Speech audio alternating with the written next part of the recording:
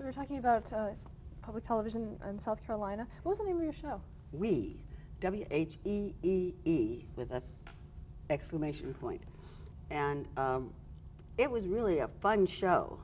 We just tried to do too many things. I think what they actually wanted was a once-a-week show, but I like doing daily programs because I like the connection with the audience, and I wanted the, the give and take and the participation. But I wanted a set that looked like a cartoon. So they did a set that was in pieces, and all of the backgrounds were cartoons. The drawings were in the style of cartoon. In one of the pieces, there was a thing that looked like a hamburger, big stuffed hamburger. That was our coffee table.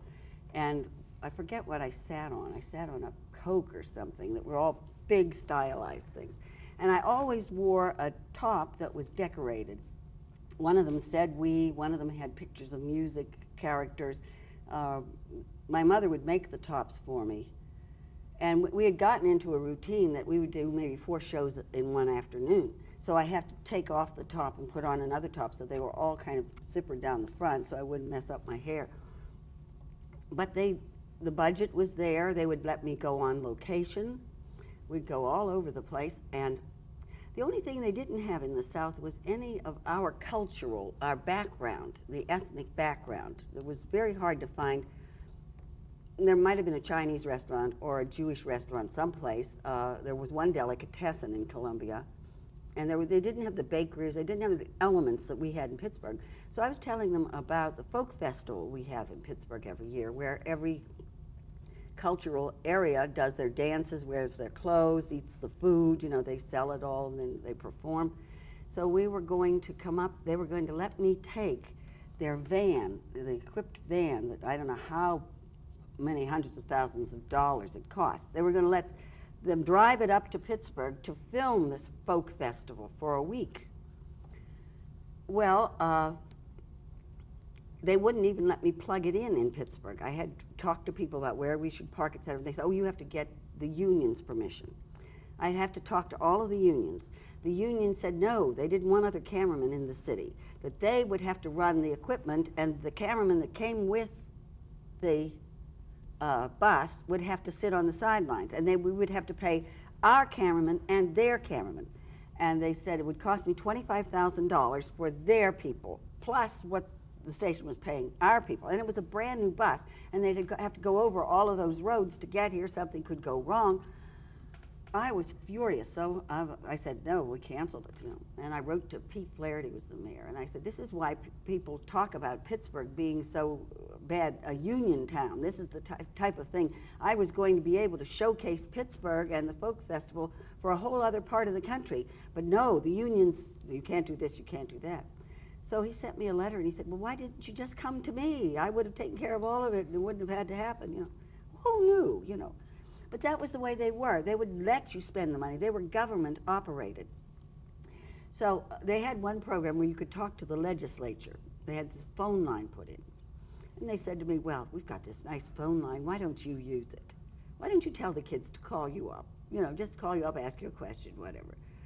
So they broadcast the number. I think it was on the bottom of the screen or whatever. And I said, if you want to talk to me, I'd be happy to talk to you. You just call me.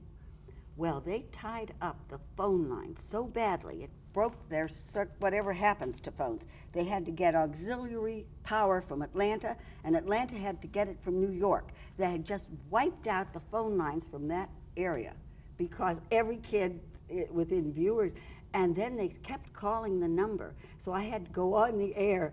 They had to do a promo that they put on the air often saying, please don't call me anymore. There's nobody here to answer the phone. Because that's all they were doing at this number was answering the phone from kids. But they soon learned that you do not let children have access to a number for somebody they might want to talk to, But I thought it should have made the papers. It was really, it was a blackout of telephones from Columbia to Atlanta to this was one path. It just wiped out all the phones. Now in Pittsburgh, that would have made a big splash in the papers. But in Columbia, they were fighting with the paper. The station and the paper didn't get along, so the papers never wanted to give them any kind of extra promotion or publicity. So But that's one funny thing I remember when I wiped out their phone lines. What station was it? It actually was SCETV. It wasn't one station. It was a network. There were 9 stations. It was seen all around South Carolina and all the way up into North Carolina. That's why the phone lines, you broadcast this number, and every child who was watching probably picked up the phone, dialed it, and just whatever happens, happened, That was a good program. I enjoyed it. It was hard. You can't do really good work if you're sandwiching it in. You can't be spontaneous for 4 hours. Well, maybe you can, but you had to arrange everything. I had very good producers, though. They got everything arranged, and we had funny ideas. Anything that we wanted to do, they would let us do. We went on location. We went to Charleston. We went to a Scottish, where they throw the logs. I forget what they call that. They had a big Scottish festival someplace, and we went to that and we filmed it. So we were allowed to do almost anything that we asked for in enough time in advance, and we could take this van all over the state, but trying to get it into Pittsburgh was another story. And I had a tireless director. I mean tireless. I don't know if he had a home life at all, but he was at the station when I got there, and he was still there when I went home, and he worked and worked and worked. He was just that type of kid. He delivered newspapers when he was a child and got into the habit of getting up early and never could break the habit. He said one time his teacher asked him to make a list of the things you could use paper for. I think he filled a whole tablet. I mean, she expected like 6, 8 things. He came in with thousands of things because he sat there until he could think of everything that you could use paper for, But that was the kind of person he was. And if something wasn't right on the set, he would paint it himself. He just did everything. So if I said to him, do you think we could do this, or do you think... We went to Asheville, and we went to the Vanderbilt estate and showed the kids what it was like to be really rich, in the Vanderbilt estate. And he made all the arrangements, and we went up and filmed, we just did what we wanted to do, so it was fun. It was a good program, too, but it was 4 years of, 6 weeks in Pittsburgh, 6 weeks in South Carolina. And my little girl was getting older, and she was always worried that I was going to miss something important, like Halloween or that kind of thing. And a dog killed one of her kittens, and she was just crushed. She called me, and you can't console a small child over the phone. And I would send her things every day. I'd try to find anything that was small that I could fit into an envelope. I tried to send her something, but that soon wore off, and she just missed me. She would play my records and cry, and my mother would tell me, and I thought, hey, I don't need this. How long did that show run? 4 years. What were the years? 72 to 76, I think. I was down there when Nixon was doing that Watergate thing, and I was trying to imagine what it would be like not to know what my staff was doing, and every time I would come back, I'd ask them what they'd been up to, because you just can't work closely with people and not find out that this is going on or that's going on. And I kept trying to put myself in that position, how he could possibly pretend that he didn't know what was going on when he was seeing these people day after day. Because when I lived in Kay's back bedroom. The woman who played the piano for me on that program had a spare room, so I stayed in her Kay's back bedroom. And as I say, it was a very good program. It had a lot of wonderful elements, very creative. Okay. Just, it ran after that too. It was seen. I think it won an award, but I'm not sure because I kind of didn't stay in touch. What did you do next? I didn't do anything. But took care of my baby, and then my first husband died, and so I was left with the responsibility of. And we had a great big house, and I had to sell it and find a smaller place for us. My mother was with us. And so I devoted the next 7 years to just taking care of them. And then WQEX asked me to come back, and I did a program on Saturday mornings for them for about a year. And then I did a Sunday program for them for about a year where I was the hostess for their masterpiece movies for children, a very good series they have. It was different, though. It wasn't as much fun. There was nothing really for me. I did the Saturday morning program. I did pull it together and do songs and have a puppet and do all the things I had done before. But children are different. I don't think the same type of child is out there that was looking for us in 1954. Children don't seem to stay children as long as they should. You get past 8 and you're not really a child anymore. You start to dress, if you look at all the clothes children wear, they're copies of adult fashion. They want to wear the lipsticks and the fingernail polishes, and they don't want to watch. They're really not into fantasy or make-believe. They're into rock, the kind of music and the movies, the Butthead, the kind of Beavis, whatever his name is. That type of atmosphere prevails. So that if you tried to do the type of program I like to do, I don't think they'd watch it. I really don't. Maybe the 4 to 8-year-old would, if they were told to or made to. I'm not even sure they would. Because everything about today's childhood is totally different. It's structured in a different way. Children had free time. They had time to fill. Now they go to soccer, they go to dance, they get picked up, or they have to go to daycare. Or, you know, they're forever being put into other situations. Whether they read as much as they did or not, I doubt. But they just don't need the stimulation we gave them. And I think they're missing the best part of their lives, frankly. I really think it's a very sad thing that the children today don't have a working relationship with Alice in Wonderland and Oz, and I teach Sunday school, and I ask my children what they want to be when they grow up. Most of them just kind of look at you. And then they want to be whatever the sports hero is at the moment. If it's football season, they all want to play football. Soccer, they want to do soccer. The girls, when we had the Olympics, they all wanted to be figure skaters. I didn't get a teacher, I didn't get a fireman, a policeman, or any of the things children talked about or thought about when I was a child or when I was doing early television. Now they don't want to be any of that. They want to be the person who makes the most money.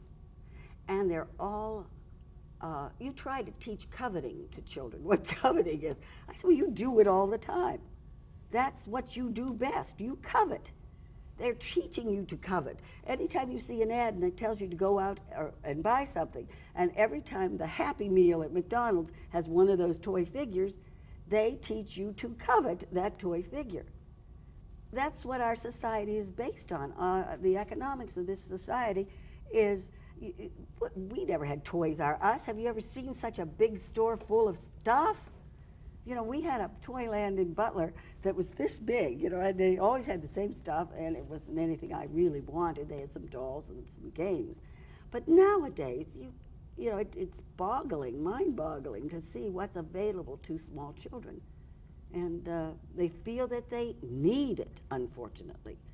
You can't just tell them you'll have more fun with the empty box than you will with what came in it. They don't believe you. Maybe they'll try it after a while. But not the way we did. The empty box was, oh, that could have been anything. We had more fun. Oh, I didn't mean to get on a soapbox, but really, I think television certainly has changed the perception of childhood, totally. It's not the same at all. And I don't think it's a good thing, frankly. What are your current projects? Well, I try to stay busy in local theater. I have done, I think, 10, 15 shows in the last 5 years. I usually play the villain now, which is a lot more fun than, well, I was Josie and I was nice and sweet, but I hope that's the way I am in real life. But the show I'm in now is Alice in Wonderland, and I play the Queen of Hearts, and I'm the one who screams, "Off with her head!" You know, and I sing a whole stupid song about that. Alice in Wonderland is a funny play because none of it makes any sense at all. I swear Lewis Carroll had to be on something when he wrote it. But it's very funny for adults and children, and there are lots of subtle pieces of humor in it. The last show I did was Annie Warbucks, and I played the commissioner who tried to kill Daddy Warbucks and Annie because she wanted her daughter to marry him and inherit his money.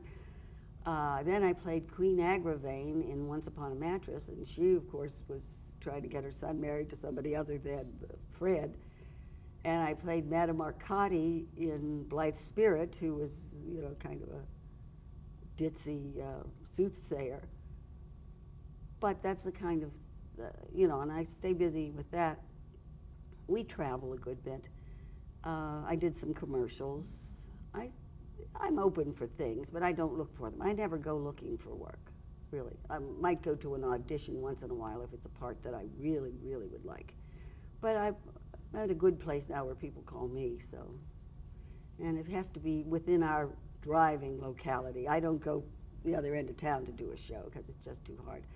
The last one before this was I played a nun who saw visions, and it was a very heavy drama, and that was really, really hard. And I had to wear the nun's outfit, you know, the whole thing. And in one scene, the priest, who's losing his mind a little bit, pushes me into a chair, and every night I would fall into that chair a different way and sit on the veil, and that would pull the top part of my hat off, or head, whatever they called it, and I'd have to do the rest of the play holding on to it. And I had one speech that was 2 minutes long, and I was the only one talking. It was 2 full pages, no breaks, no paragraphs, just 2 full written pages. And I was seeing a vision, and I had to describe this entire vision, you know, where I saw blood, and I saw the face in the mirror, and all that stuff. And that was a challenge. I was glad I did it because it showed me I could, you know, but I don't think I want to do that again. I said to my husband, he wanted to know if I was going to try out for Man of La Mancha. I said, I don't even want to sit through Man of La Mancha. Why would I want to go to all those rehearsals? I don't want to be in anything that, unless I'm going to enjoy the process. But some shows I just don't want to be seeing, let alone be in. I go to the theater to be entertained. I like the musicals, the uplifting things. I have a few summing up questions, just looking back. What has been your greatest challenge?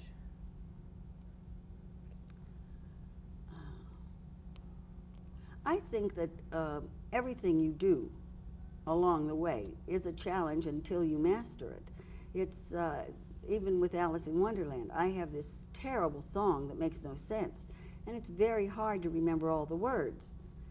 And I can't sing to somebody who is playing the piano at the moment. It's recorded. So I have to try to fit my words into where that music is. Now that is a challenge. And last night I missed a couple of words. I was telling Alice I hated all these things about these people, contumelious, absolutely supercilious, uncouth, bourgeois, anyhow, I end up juvenile, female reprobate. None of them follow, none of them make sense, but I've got to do them as fast as that piano is playing. And I missed one of them last night, and I said, or whatever it is you are, I said to her. And of course the audience liked that better than my staying with the music. But that was the challenge for this particular show. The rest of the part is a piece of cake because I can yell off with her head, we play croquet, and I do all the silly things I want to do. And the candle dancing, the heavy drama, that was a challenge because I had to memorize this entire speech and I had to make sure I got through it every night. Every time I started a new show, it was, I don't think I can do this. This is going to be, you know, I'm biting off more than I can chew. In the early days, Mrs. Daniel would tell us a story about 2 men at the next desk who turned out to be Amos and Andy, or forget who the others were. They were all well-known people, but they were Don Amici and his brother. You probably don't know Don Amici, but that was another, he was a movie star. But I think that challenges are whatever you're being asked to do that you haven't done before. And I think that's what makes life interesting. If you continue to do the same things, you know, I mean, I think that's why a lot of people are bored and they play cards. I don't like to do that. Or bingo. I can't understand that at all. But I think they're filling up their day, and I've chosen to fill up some of my time with performances. I know people like to see me. I know when I go out into an audience, there'll be old friends there, people who've watched me over the years. And they're always happy to see this other phase of my life, the fact that I'm doing these crazy characters now. And I really think that I get my rewards all the time, not just from the years that I was working and the fact that I was paid. I probably would have paid to do the programs. I enjoyed them that much. But I hear from people all the time that liked what I did, or thank me, or remember me kindly. How many people get that out of life? You know, strangers come up. I say to my husband, I have to wear earrings. I might get recognized. And so I can't leave the house unless I have earrings on because I want to look decent. I'm sure I get said hello to by people I've never seen before. Hi, Josie, you know, that kind of, and they're always so, at the supermarket last week, somebody came up to me and said, you were on a trip. I never saw this woman in my life. I said, how did you know that? Oh, we know. You went on the bus to, I forget where we went, to Cape Cod or someplace. But somebody on that bus said Josie Carey was on the bus, told a friend, et cetera, et cetera. And so this woman in the supermarket knew I had been away. But that happens to me all the time. And I think it's just one of the rewards of having done good work early on. Do you have any regrets about your career? I regret that I didn't write a book. I know it's not too late, but I'm not motivated. I have to have a deadline or I just don't do things. I'm not the kind of person who has to write. You know, I've got to get this out. I'm sorry I didn't write a Broadway show years ago when you could have done a Broadway show. Nowadays you need $2 million and you've got to have a star and you have to have, your name has to be Andrew Lloyd Webber or Neil Simon. But I am sorry that I didn't do that. I think I could have done it. I really do. I think Fred and I could have put together a pretty decent sounding musical. But we were busy doing other things. I'm sorry I didn't have more children. I would have liked to have had a few more children. Okay. I'm sorry I wasn't tall and thin. I've always had a weight problem, and that was always, you know, you got letters from people who would criticize your dress, or you're wearing that again, you know, because I was part of their lives, and they watched me all the time. I'm trying to think. I would have liked to have worked longer with Fred, but I don't think I could have done the type of program he does. And we wouldn't have worked well together for very long because I would have started to insert my personality. One time I was on his program and he was popping popcorn. And the popcorn, he put too much popcorn in the popper and the lid came up and started dancing around and the popcorn started falling over. And we finished the program and he said, now we have to do that again.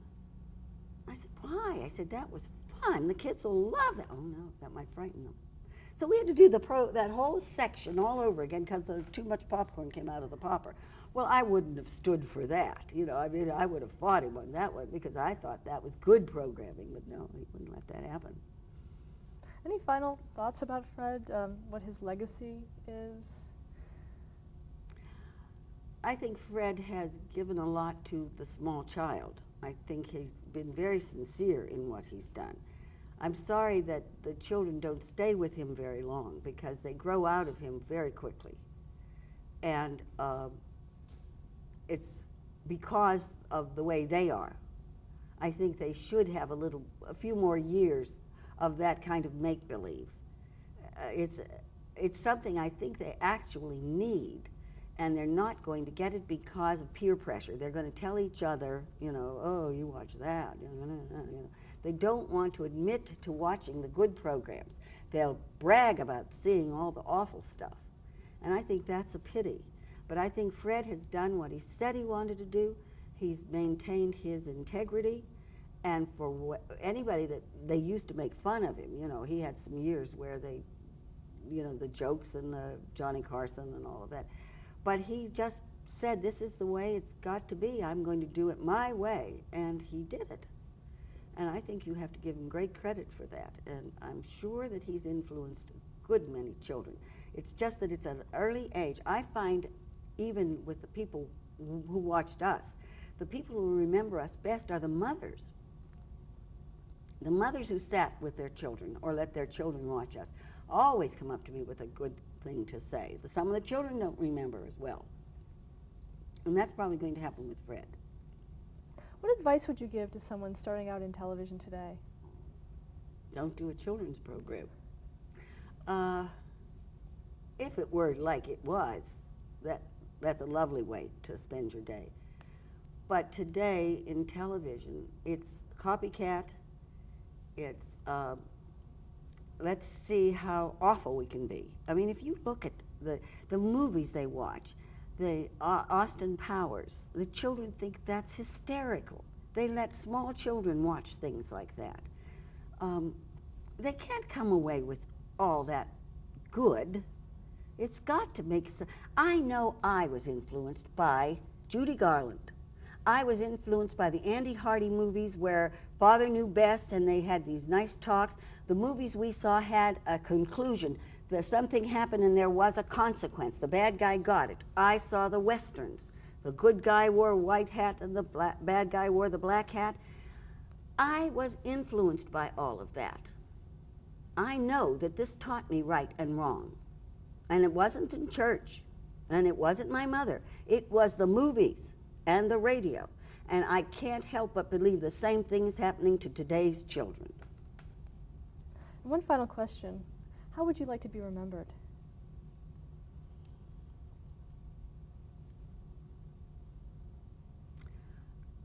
Well, I'm doing something to be remembered by. I do needlepoint, and I'm giving everybody I know a pillow with their name on it and my initials and date. So I'm hoping that some of these pillows will be here after I'm gone. Or I do large pieces, and I hope that they'll be around. As far as my work goes, I'm being remembered. You realize it's 35 years, and people still say hello to me. I don't know too many people in the city who get recognized when they haven't been working that long. I'd like to be remembered as somebody who brought a little light into the world, who opened a window, who introduced. Some of the people say, I can tell the age of a child when they were watching me. If a person comes up to me and says, "You taught me to tie my shoe," I know they watched Josie Storyland in '59, and they were a preschooler. So I can tell just where I fell into, or I learned French from you, or we still sing Goodnight God. I know where I fell into their lives. And I'm being remembered, and I hope I will continue to be remembered by these people nicely. Well, thank you very much, Josie, for sharing your unique story with us. Well.